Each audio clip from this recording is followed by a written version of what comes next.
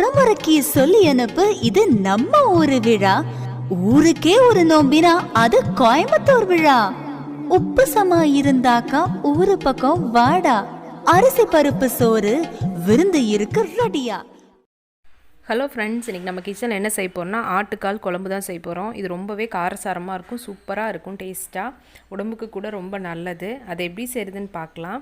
இந்த ஆட்டுக்கால் குழம்பு பார்த்திங்கன்னா, இந்த ஆட்டுக்காலை நான் ஃபஸ்ட் நாளே சூப்புக்காக ரெடி பண்ணியிருந்தேன். வேக வச்சு ஃபஸ்ட் நாளே குக்கரில் விசில் வச்சு சூப் எடுத்திருக்கேன். சூப் எடுத்தது போக இந்த ஆட்டுக்கால் தான் இது. இந்த சூப் வீடியோ வந்து நான் ஏற்கனவே அப்லோட் பண்ணியிருக்கேன், வேணும்னா போய் பார்த்துக்குங்க. இது எப்படி செய்கிறதுன்னு பார்க்கலாம். அதுக்கு முன்னாடி நீங்கள் என் சேனலை சப்ஸ்கிரைப் பண்ணலைன்னா சப்ஸ்கிரைப் பண்ணிக்கங்க, பக்கத்தில் இருக்கிற பெல் ஐக்கானே கிளிக் பண்ணுங்கள். அப்போ தான் நான் இனிமேல் போகிற வீடியோஸ் எல்லாம் உங்களுக்கு வரும். இப்போ எப்படி செய்கிறதுன்னு பார்க்கலாம். இப்போ 4 ஸ்பூன் வந்து மல்லி எடுத்திருக்கேன். அதில் 2 ஸ்பூன் சீரகம், 1 ஸ்பூன் சோம்பு, 1 ஸ்பூன் கசகசா எடுத்திருக்கேன். கூடவே ஒரு 4 கிராம்பு, ஒரு சின்ன பட்டை பீஸு, காரத்துக்கு தேவையான அளவு மிளகாய் எடுத்திருக்கேன். இது கொஞ்சம் காரமாக இருக்கும், நான் அதனால் ஒரு 6-7 மிளகாய் எடுத்திருக்கேன். உங்களுக்கு எவ்வளோ தேவையோ எடுத்துக்கலாம். 1 ஸ்பூன் குருமிளகு, அது கூட 10 சின்ன வெங்காயம், ஒரு சின்ன துண்டு இஞ்சி எடுத்திருக்கேன், ஒரு 7-8 பூண்டு. இது தாளிக்கிறதுக்கு பெரிய வெங்காயம், தக்காளி, கருவேப்பிலை எடுத்திருக்கேன். ஒரு பெரிய வெங்காயம், ஒரு தக்காளி. இப்போ எப்படி செய்கிறதுன்னு பார்க்கலாம். இப்போ ஒரு கடாய் வச்சு அதில் வந்து நம்ம இது எல்லாத்தையும் சேர்த்து மசாலா ஐட்டம்லாம் சேர்த்து வறுத்துக்க போகிறோம். சோம்பு, கசகசா, கிராம்பு, சீரகம், மல்லி, குருமிளகு எல்லாம் நம்ம எடுத்து வச்சிடலாம். அது எல்லாத்தையுமே இப்போ இதில் நம்ம சேர்த்துக்கலாம். சேர்த்து ஒரு 1/2 ஸ்பூன் வந்து எண்ணெய் ஊற்றினா போதும். வெறுமனா கூட வறுத்துக்கலாம், இல்லைன்னா ஒரு 1/2 ஸ்பூன் மட்டும் நீங்கள் எண்ணெய் சேர்த்துக்குங்க, ரொம்ப வேண்டியதில்லை.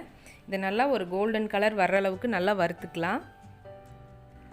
நல்லா மொறுமொறுன்னு வறுபடணும். அதுக்காக எண்ணெய் எண்ணெய் இல்லாமல் வறுக்கலாம். எதுக்காக எண்ணெய் ஊற்றுறோன்னா அப்போ தான் மிளகா வந்து பொரியும். மற்றது எல்லாமே வறுக்கணும். மிளகா பார்த்திங்கன்னா கொஞ்சம் இதாக இருக்கும், எண்ணெய் ஊற்றினா மட்டும்தான் மிளகா பெரியும். பாருங்கள், இந்த மாதிரி நல்லா ஃப்ரை ஆகும்.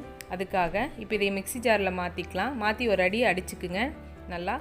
அதே பேனில் நான் சின்ன வெங்காயம், பூண்டு, இஞ்சி எடுத்து வச்சதுனால அதையும் சேர்த்து நல்லா வதக்கிக்கலாம். லைட்டாக எண்ணெய் சேர்த்துக்குங்க. ஒரு 2 ஸ்பூன் எண்ணெய் விட்டிங்கன்னா கரெக்டாக இருக்கும். இந்த அளவுக்கு எண்ணெய் சேர்த்து நல்லா வதக்கிக்கலாம். இது ஒரு லைட்டாக கோல்டன் கலர் இந்த அளவுக்கு வரணும். பாருங்கள், இப்போ வந்துருச்சு. இப்போ நான் தேங்காய் துருவல் எடுத்து வச்சுருக்கேன். ஒரு 3 ஸ்பூனுக்கு பக்கம் தேங்காய் துருவல் சேர்த்துக்குங்க. ரொம்ப தேங்காய் சேர்த்தக்கூடாது, கம்மியாக தான் சேர்க்கணும். தேங்காய் பால் இருந்தால் கூட நீங்கள் சேர்த்துக்கலாம். அதையும் சேர்த்து இதில் நல்லா வதக்கிக்கலாம். கூட ஒரு 1/4 டீஸ்பூன் மஞ்சத்தூளும் அதையும் சேர்த்து இதில் நல்லா வதக்கிக்குங்க. நல்லா வறுபடட்டும். இப்போ நம்ம அடித்து வச்ச மசாலா இருக்குல்ல, அது கூட இதை மிக்ஸ் பண்ணிக்கலாம். இதுக்காக ஒட்டுக்காவும் அரைக்கலாம். கொஞ்சம் நம்ம மல்லியெல்லாம் போட்டதுனால ஒழுங்காக மல்லி அரைப்படாது. அதுக்காக அதில் ஒரு அடி அடிச்சிட்டேன் நான் மிக்சியில். அதுக்கப்புறம் வெங்காயம் இதை நான் சேர்த்துருக்கேன். இதையும் நல்லா ஆற வச்சு மிக்ஸி ஜாரில் வச்சு நம்ம அரைச்சாச்சு இந்த அளவுக்கு.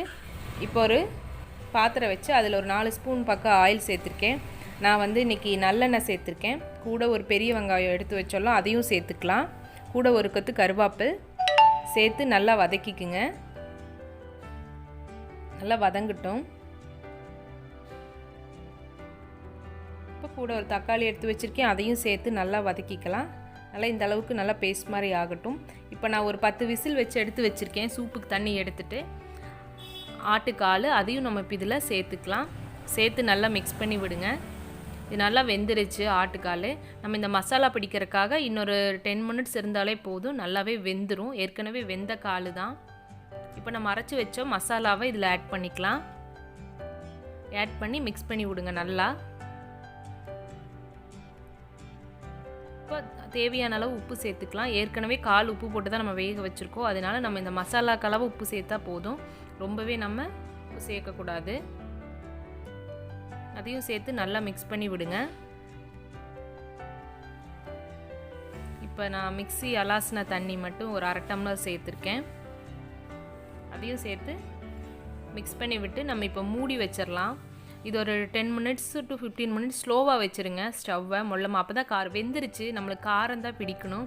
அதுக்காக ஸ்லோவாக வச்சு நம்ம வேக வைக்கலாம். ஒரு 15 மினிட்ஸு நான் ஸ்லோவ்லேயே சிம்லேயே வச்சுருக்கேன் ஸ்டவ்வை. பாருங்கள், இந்த அளவுக்கு சூப்பராக ரெடி ஆகிடுச்சு. இட்லி, தோசை, சப்பாத்தி, சாதத்துக்கு ரொம்பவே சூப்பராக இருக்கும். நல்லா காரசாரமாக இருக்கும். பாருங்கள், இந்த அளவுக்கு ரெடி ஆகிடுச்சு. அவ்வளோதான் ஃப்ரெண்ட்ஸ், சூப்பரான மட்டன் கால் குழம்பு ரெடி.